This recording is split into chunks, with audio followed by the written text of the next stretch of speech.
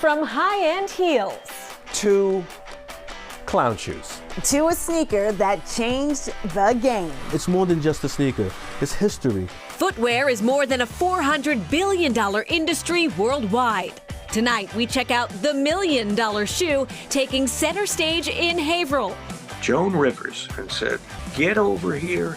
Everyone wants to see Stuart Weitzman's $1 million shoe." And how about this footwear prodigy and philanthropist providing hope from the bottom up? I just thought it was a given that everybody would have shoes. Chronicles Shoe Stories start right now. This is Chronicle on WCVB Channel 5.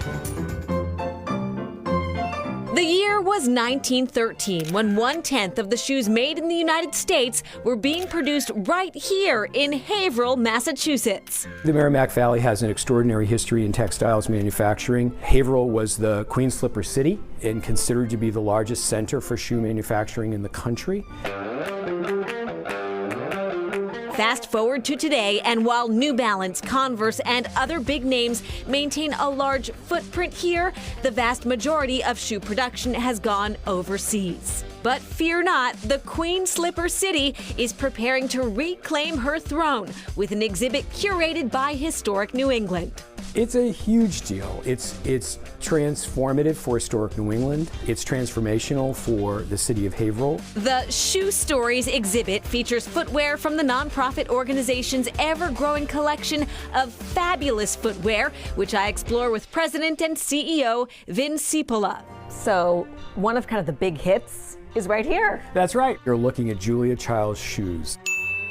The celebrated chef gave the shoes to Historic New England. 400 years of shoes right here, with Julia right there in a prominent spot. With all due respect to the late great chef and Cambridge resident, I didn't pull on my Weitzman 50/50 boots to celebrate the queen of cuisine. I'm here for a first look at the latest additions to the collection.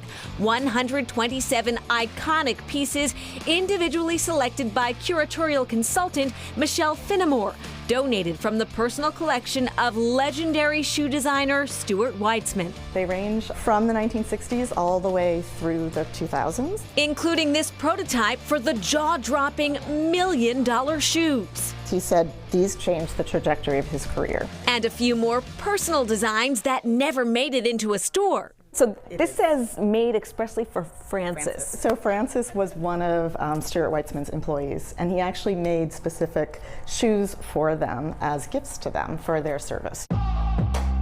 Weitzman famously designed custom footwear for Beyoncé, Taylor Swift, and Queen Elizabeth II. But his favorite queen, Queen Latifah. When you work with her, it's like a comedy show.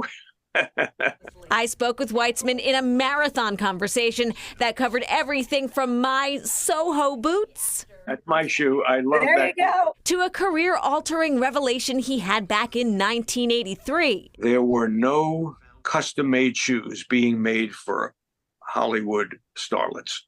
Weitzman wanted his shoes on the red carpet, and he got his chance when the Queen of Soul, Aretha Franklin, accepted a pair of custom shoes to wear at the 1983 American Music Awards. It seemed you understood the impact of influencers before they were called influencers. If you don't buy a lottery ticket, what are your chances of winning the lottery? The gamble paid off. Thank you very much. I'd like to thank my producer. She gets up on the stage, thanked her mother, her writer, her agent, and then she said, and Stuart Weitzman, I want to thank also, who made me these oh so beautiful and incredibly comfortable shoes.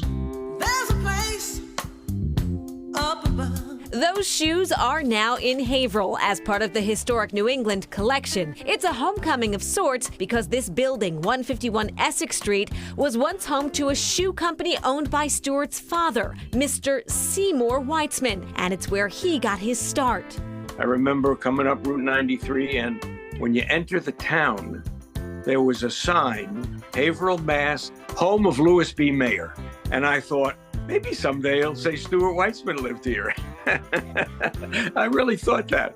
Today in the center of town, a 6-story mural depicts famous former residents, and right in the center, one Stuart Weitzman. That was pretty cool. Well, despite being the son of a shoemaker, Stuart Weitzman sold his first designs to the father of a friend. He drew 20 sketches, and they were so good the buyer tore one up, believing Stuart had copied them from a magazine. To convince him, Stuart drew another one right on the spot. The buyer then took them all for $20 a piece. To this day, Weitzman is still upset he never got paid for that one that was destroyed. And I love my Stewies. Up next, sneaker history in a Norwood vault.